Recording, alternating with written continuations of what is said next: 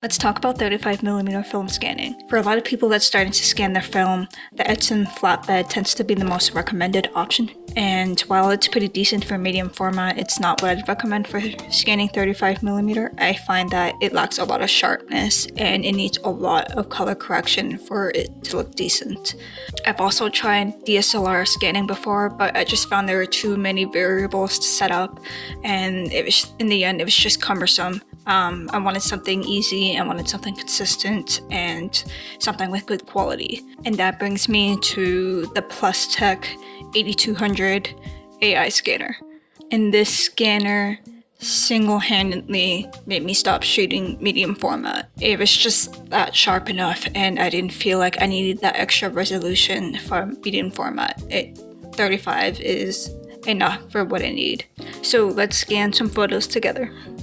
We'll start with the Epson v550, which by the way is exactly the same as the v600, except the v600 includes extra photo editing software and some minor hardware changes. To set up the scanner, you have this film trace for 35mm film.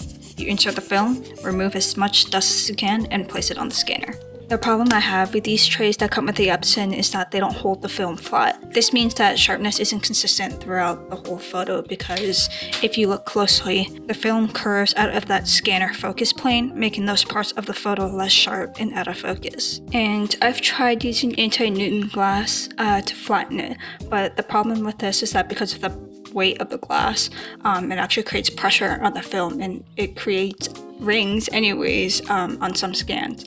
And additionally, another problem I have with this is that since the film sits directly on top of the scanner glass, the entire scan actually is slightly out of focus because the plane of focus is slightly above it because it's optimized for this film tray, which is slightly a little bit higher, if that makes sense. To set up the film in the plustek 8200 AI, it's a similar process. You insert the film into the tray provided. These trays are much better than the ones that Epson gives you because they actually have these notches in between each exposure that actually helps keep the film flat. And we like that because flat negatives means that you get sharper photos. You insert the tray into the scanner one frame at a time. Once you finish the scan, you can move to the next frame manually. Also, let's talk about noise level. The Epson scanner is loud. It's not a pleasant sound. The plustek is much quieter, and it makes it nicer when I'm listening to music or like watching a video while I'm scanning. It's really not a big deal, but something to note. So let me show you a quick comparison of the photos from each scanner. So I scanned the same image on both scanners and they're both scanned at 3200 dpi. They're both saved as a TIFF file. So I also timed it and it takes about the same time to scan per frame. For the Epson, I timed it and it was about 2 minutes and 26 seconds. And for the plustek, it was 2 minutes and 10 seconds. So about the same. But the thing is with the Epson, you can batch scan, which means you can scan multiple images at a time.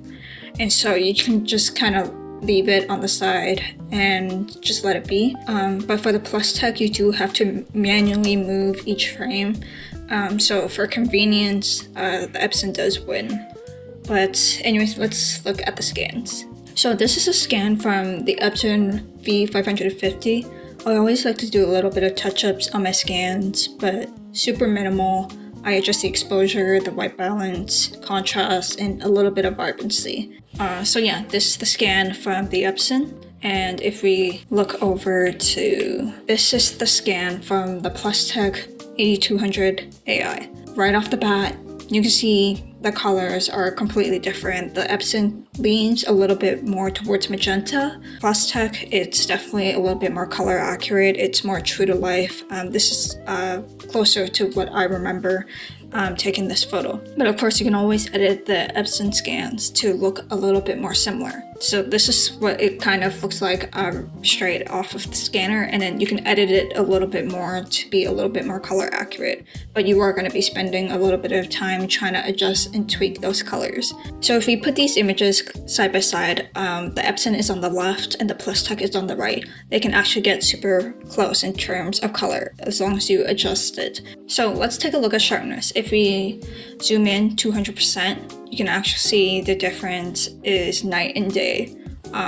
On the right, the plustek, you can see it's much sharper, it's clearer, and you can actually see a little bit of the film grain. Whereas on the plustek, you can't really see the grain at all. It's just kind of fuzzy.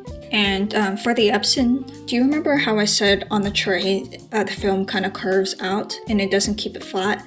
Yeah, the sharpness is kind of inconsistent all throughout the photo. And I believe I focused right here on the sign when I was taking this photo. So this should be the clearest part of the image. But if you look at the epson scans, it's actually a little bit more clearer over here at the edges. Okay, let's compare another photo. I got the colors to look pretty similar, but again, if you just zoom in, you can see it's much sharper.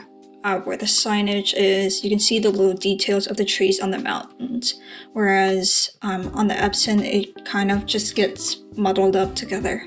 And if we look at those cars, it gets really soft, whereas in the plustek, you can still preserve a little bit of detail. This is another photo set. It seems to be a little bit more contrasty on the epson, whereas the plustek kind of preserve some of that shadow detail. Look at that. Oh yeah, if you look at the little details of the mountain, you can see way more of the edges and all of the little icicles. Yeah, super interesting to see. I mean, I feel like the colors are not as bad as I remember them.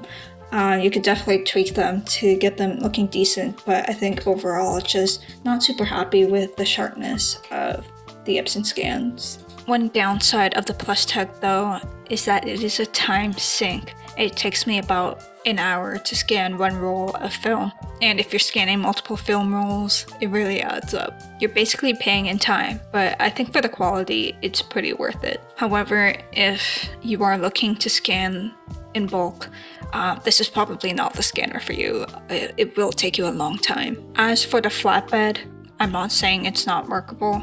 It's what I've scanned on for years when I first started scanning in film, and it's much more affordable. So I can see why this is an entryway, but I think working with this for so many years, I've just been so unhappy with the way that my images look. I'm just making this video because I've done a lot of experiments and scanning on that flatbed, and it's just never turned out exactly the way that I wanted. But once I switched to the plustek, it was just so much easier. The quality was there, the sharpness was there, and it was just overall more color accurate. And it actually saves me more time in editing. So I'm actually spending more time scanning rather than editing in Lightroom, which is actually quite nice.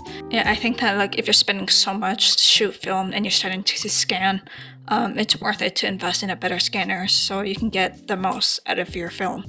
But yeah, let me know if you guys know of any other alternatives that other people should know of. Leave them down in the comments to help other people out. I'd love to know too. But yeah, that's all for this video. I'll see you in the next one.